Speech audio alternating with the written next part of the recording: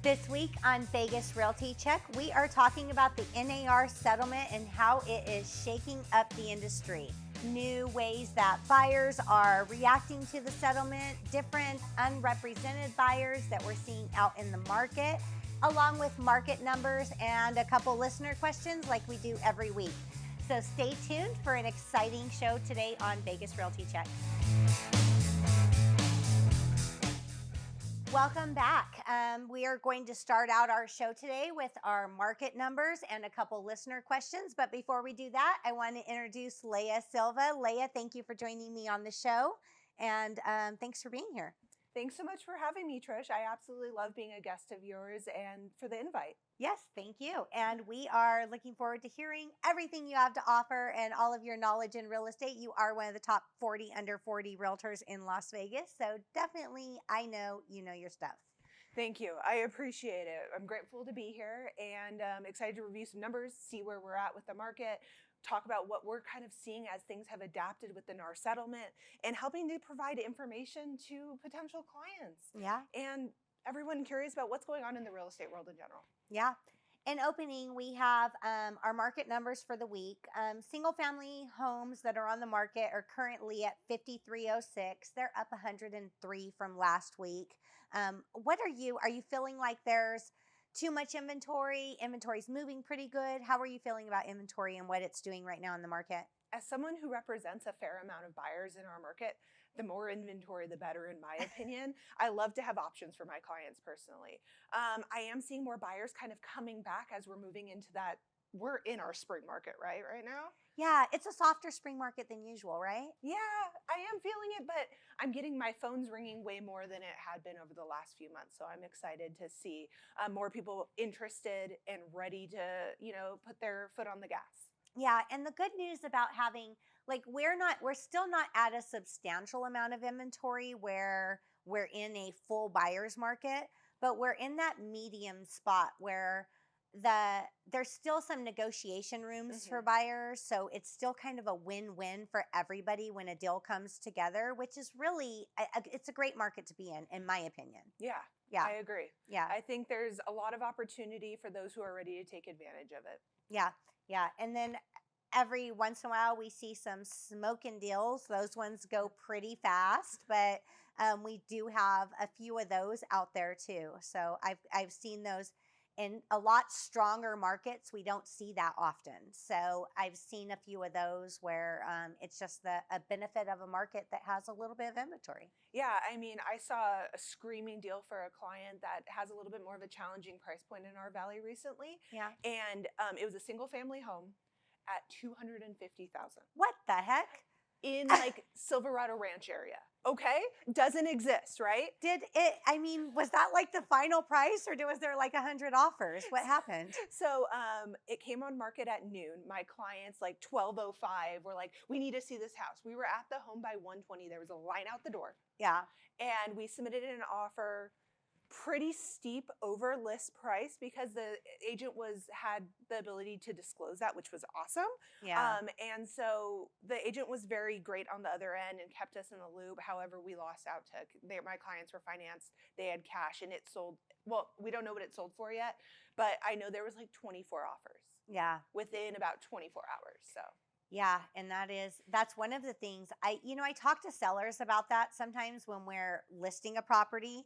It's like going a little bit under on your list price really can attract a lot more buyers, and you usually end up with more money in the end. 100%. More competition, more eyes on your property, the more opportunity. Yeah, but a lot of sellers are just scared to take that risk, I guess. Yeah. For inventory, condos and townhouses are at 2101. That's up 47 from last week. So still, just we're right in the same. We've been in the same like area of numbers for the past few months. That hasn't changed much. New listings 1134, 924 price decreases. So from a realtor's perspective, what are you thinking on these price decreases? Because these have been, that is 12 less than last week, but we've been in between 700 and 900 week over week with the price drops. Is it just people that just didn't hit the mark right, or what are you seeing with that? So I think it's a combination of things, right? There's a lot of sellers that are still in the mindset that, I can get X amount for my house above and I should get 15 offers at one time. And that's not always the case, as we know. So people have to make those adjustments. And as professionals, when we're advising our clients on where we believe the price would be, not all of our clients take our advice, right? Yeah. And it's unfortunate that we see that as often as we do. And so there's some agents that I know I'd rather disappoint my seller today and not list their home at the price they want than 6 months from now when their home hasn't sold and we've done 4 price reductions. And the reality of it is, if you're on the market at the wrong price for too long, you're essentially decreasing the amount that you're going to get eventually for the home overall. Yeah. Because it's not, if you're on the market for a long period of time at a certain price and you're not adjusting that price, a buyer's not going to come in and give that to you. They're going to see how long it's been on the market. They're going to see that they're the only interest at that point, and they're still going to offer less. And sometimes if the days on the market are substantial, it's going to be a lot less. Yeah. So you're not doing yourself any benefit by not adjusting to what the market's willing to pay. And I think a common mistake that happens often is the price reductions aren't done in the right increments to really make a difference. Have you noticed that before? Have you seen the $1 ones? Is that what you're talking about?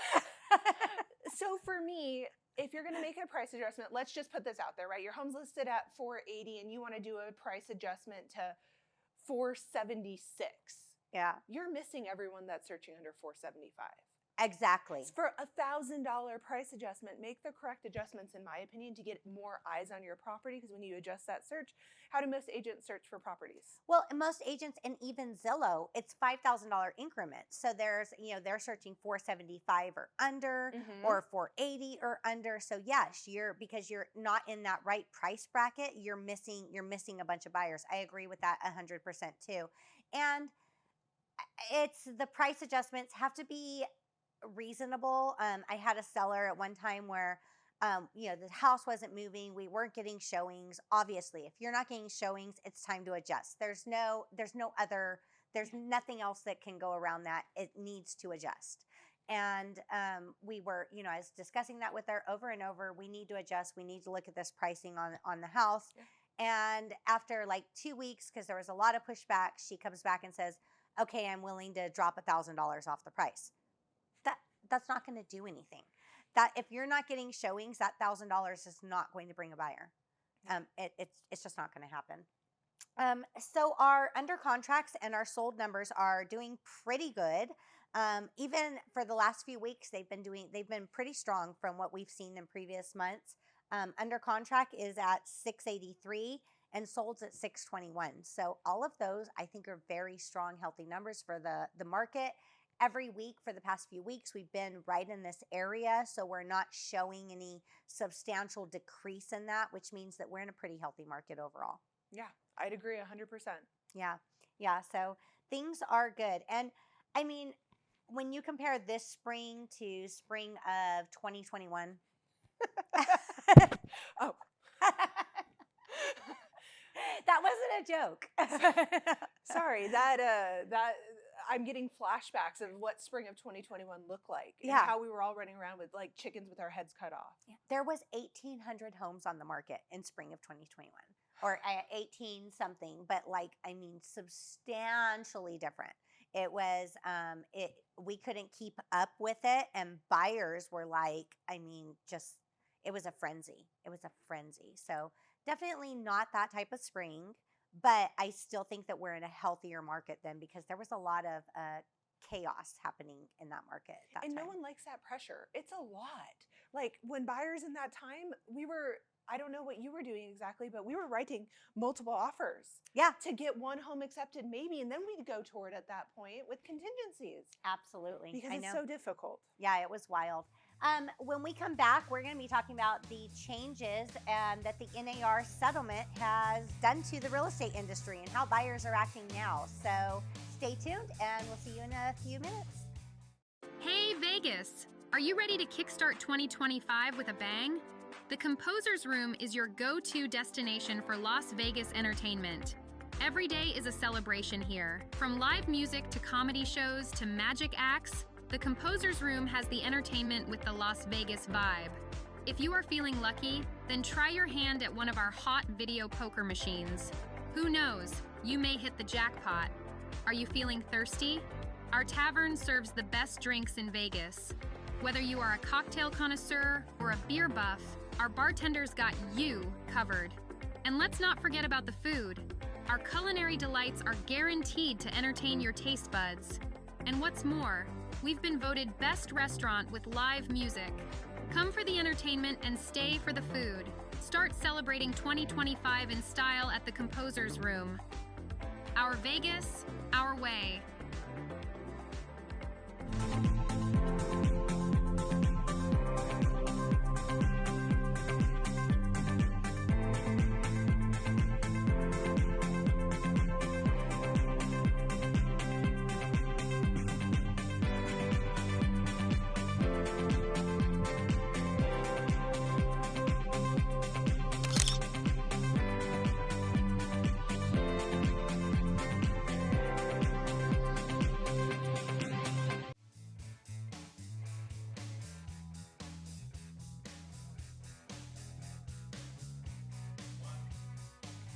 NAR settlement, that is now a 3-letter bad word for realtors.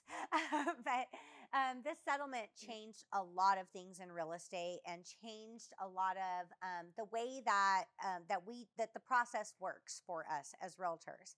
And even though there's a lot of changes that happened, a lot of things still stayed the same, but a lot of paperwork changed, in my opinion. But what the settlement has done is it's bringing a lot of unrepresented buyers to the market. So what's your input on that? What are you seeing as changes since the settlement's been released? So something that has been fortunate to be built into my business is since the start, I've never once represented a buyer without an exclusive representation agreement. Buyer's brokerage agreement. I thought that was a rule. And I didn't know that it was, I guess it was optional, but I never knew that because I'm a rule follower. When I got my license, they said you have to have a buyer's brokerage agreement. So I always had one too. And then after the settlement rolled out and they're like, those are mandatory. I was like, they weren't before. I didn't realize that. So again, that wasn't a big change for me either. Yeah. I think for me, it was, we're business owners. We know what our time costs. And if we're going to agree to partner with a client to help them succeed in their goals, I'm going to make sure I'm negotiating what my compensation is going to look like up front. I want them to, I think the biggest challenge with everything is it was a disclosure issue. Mm-hmm. And so with that in mind, disclosing that to all my clients of how we're going to get paid was super important for me. Yes, I agree with that too. And the reason why it's a disclosure issue is because for some reason, and I'm sure a lot of realtors helped contribute to this myth that was out there that just buyer's representation was free. I don't know if buyers thought that realtors were just like working for free for buyers for That's how reason. we afford our Teslas, right? Yeah, but it's a lot of work. It's kind of silly to think that, but I think that was just like a conception in a lot of people's heads. Yeah. Buyer's agents are free. But what they didn't understand is it was never free. The sellers were paying the compensation, yeah. But it was a lot of people were in an area where that was never discussed, mm-hmm. Never brought to their attention, so they didn't understand how it works. Yeah. Now there's transparency added to the situation, mm-hmm. And there has to be a discussion. And the discussion is, in which I've seen a slight amount of pushback on this, but it depends on the clients that you're working with. I have been fortunate, and I know you are too, to work with a lot of referral business and a lot of people that you know already and know and trust you. But where it becomes an issue is when you get things like sign calls or internet inquiries. They don't know you. They don't know if they trust you yet. They don't have an established relationship with you. And before you can show them a home, they have to enter into a contract. A representation agreement with you. Yeah.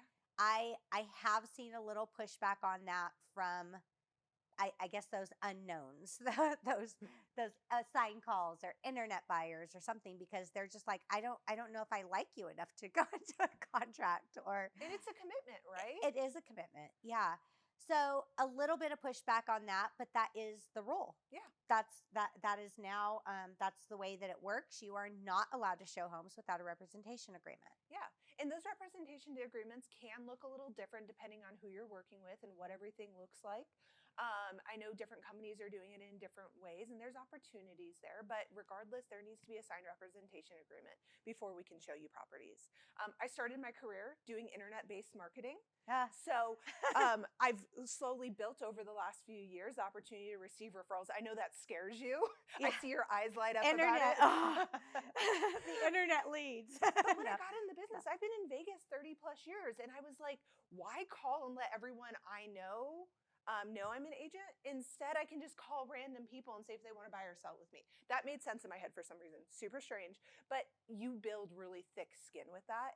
And I was still getting buyer representation agreements signed from my internet leads. Yeah. I won Rookie of the Year with internet-based leads signing buyer representation with me. And that is tough. That is not, I mean, dealing with internet leads and the ones that come like from Zillow. Oh my gosh, they've already talked to 100 agents, and they are, a lot of times those are the do-it-yourself buyers that think they know everything about real estate and think that they're like telling you how things are going to work. And a lot of times they are very misinformed on, you know, they're learning from Google. And we all know, I hope we all know that Google is not a very accurate source when it comes to, especially state-specific things.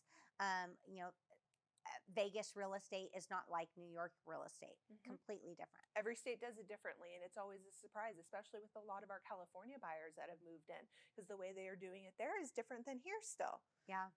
So yeah, and I'm seeing a little bit of uptick on my listings. I think almost every listing I've had since the settlement has happened has had at least one buyer that wants to not get agent representation and do their own representation and go directly to the listing agent to purchase. how are you handling that right now? Whew, it is. It is not. Because again, we have to be very cautious as agents and for our license requirements to not do false representation. And if they are saying that they want no representation at all, they are an unrepresented buyer at that point. So I have them fill out a disclosure stating that they are aware that they're an unrepresented buyer.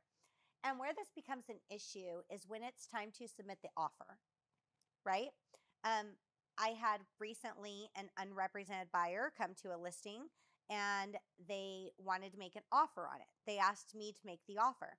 Well, I said, of course, I can draft an offer, but you have to tell me the terms. I can't advise you. You are refusing representation. I can't advise you what to put in this offer. So I sent them a blank form and I said, let me know what terms you would like me to place in each part. At that point, they decided to do it on their own. And they sent me a 2016 RPA. Oh. Yeah. And you can obviously accept that. Well, apparently I spoke with my broker. We can. We just have to counter the terms. I had to do a 2-page counteroffer, going through and adjusting all of the typos, I guess, throughout the offer. Some of the typos on page like 2 through 10 had the property address as 123 Main Street, which was not the listing address. So, I mean, this is do it yourself.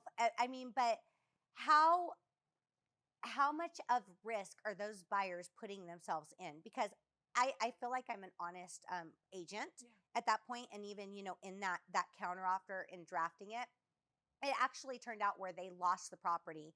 Partially because of that, because we had multiple offers, and the seller, I looked at I spent, I mean, it was a couple hours drafting this counter offer, just to present to the seller, this is how we can clean it up.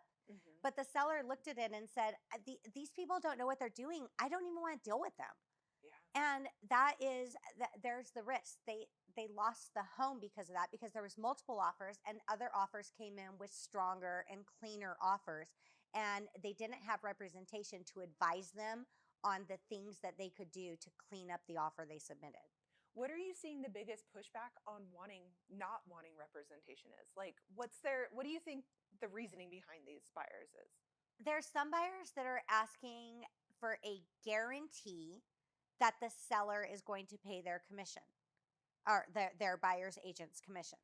And while it's negotiable, we put that in the offer. And what I'm telling clients is, or what I'm telling clients that I go into representation with, we can put this in the offer. If the seller rejects or counters and you don't agree with it, we move on. We move on to a different property. But I cannot guarantee that if they offer compensation or if they don't, if they say they're not offering any compensation, I can't guarantee that you're not going to need to do that, because somebody has to pay the compensation. We don't work for free. Yeah. 100%. Yeah. So that's the only pushback that I've seen. But fortunately, with the field of clients that I work with being mostly referral based and mostly people that know me on some level, they know and trust that we're going to work through this and we're going to make it happen. So they have nothing to worry about.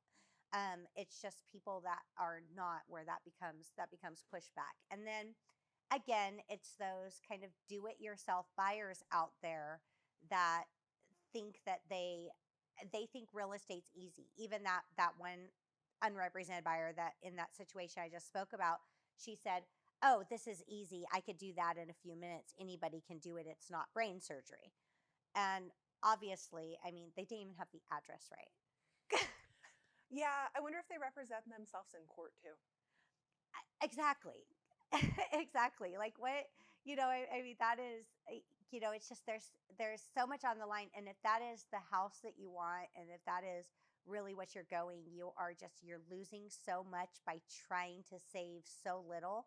And in often cases, because it's an item of negotiation, it's something that you might be fussing over that is irrelevant. Yeah. So Leah, thank you so much for this conversation. And when we come back, we're going to tell you guys where to find us and how to stay tuned to future episodes. Hey Vegas! Are you ready to kickstart 2025 with a bang? The Composer's Room is your go-to destination for Las Vegas entertainment. Every day is a celebration here. From live music to comedy shows to magic acts, the Composer's Room has the entertainment with the Las Vegas vibe. If you are feeling lucky, then try your hand at one of our hot video poker machines. Who knows, you may hit the jackpot. Are you feeling thirsty? Our tavern serves the best drinks in Vegas. Whether you are a cocktail connoisseur or a beer buff, our bartenders got you covered. And let's not forget about the food. Our culinary delights are guaranteed to entertain your taste buds. And what's more, we've been voted best restaurant with live music. Come for the entertainment and stay for the food. Start celebrating 2025 in style at the Composer's Room. Our Vegas, our way.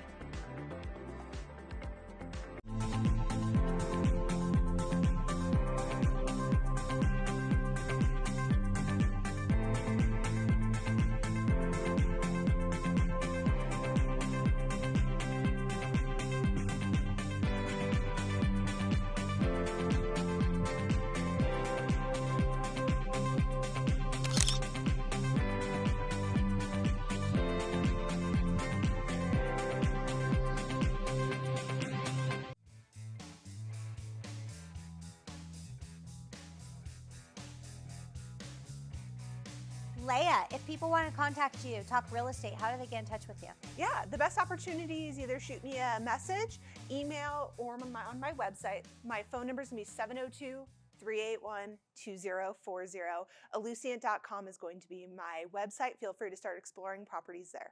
Yes, and if you guys want to get in touch with me, all of my info is there on our site. You can check into us at realtycheck.vegas. You can send listener questions, and we also have a link there that connects you to Hey Vegas TV, which is the network that we are on. So make sure you guys log in, connect with us. You can follow us on socials there, and we'll see you next week.